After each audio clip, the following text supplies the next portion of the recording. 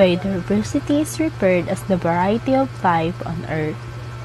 Biodiversity can be seen in an ecosystem where humans, animals, plants, and even microorganisms live. These species interact to each other to attribute to the development, protection, and conservation of a biodiversity.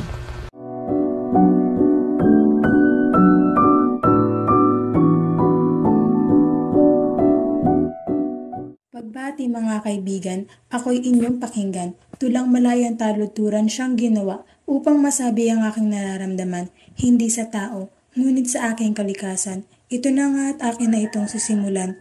Pansin mo ba ang pagbabago ng ating kapaligiran? Hindi ka ba kinakabahan o kinikilabutan? Karamihan sa mga hayop ay nawawala na ng mga tahanan, tiyak na galit na si inang kalikasan. Maaaring isa ka rin sa mga dahilan, kaya hihintayin mo ba bang ika'y balikan ng karma nitong kalikasan? O teka ineng, linisin mo naman ang bakuran nyo. Huwag mong hayaang dumami ang basura dito. Baka mapunta pa ito sa mga estero. Di mo ba alam na daanan ito ng tubig ripo?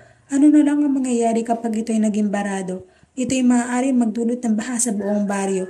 Kaya't ika'y mag-isip at matuto. Alamin ang dapat gawin mo.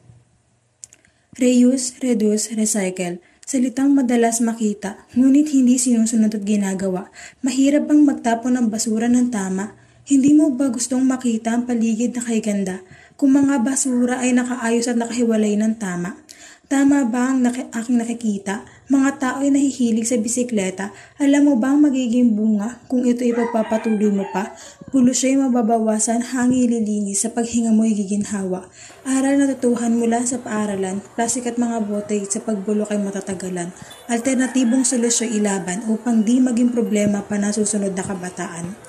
Pagtatanim ng puno't halaman, tiyak na magandang paraan upang lubusang makatulong sa kalikasan. Samahan pa ng paggamit ng bulok na pagkain bilang pampataba sa lupang pagtatamnan. Siguradong lusog ng halaman makakamtam.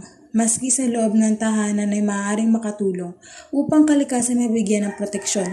Pagsinop sa kuryente at pagpatay ng gripong tumutulo, ilang maliliit na hakbang upang makagawa ng pagbabago. Napakaganda ng kalikasan, ayan ang iyong papakatandaan at maraming paraan upang ito'y pangalagaan. Huwag mong sirain, bagkus hayaan na makita pa ito at mapalago ng bagong henerasyon ng mga kabataan.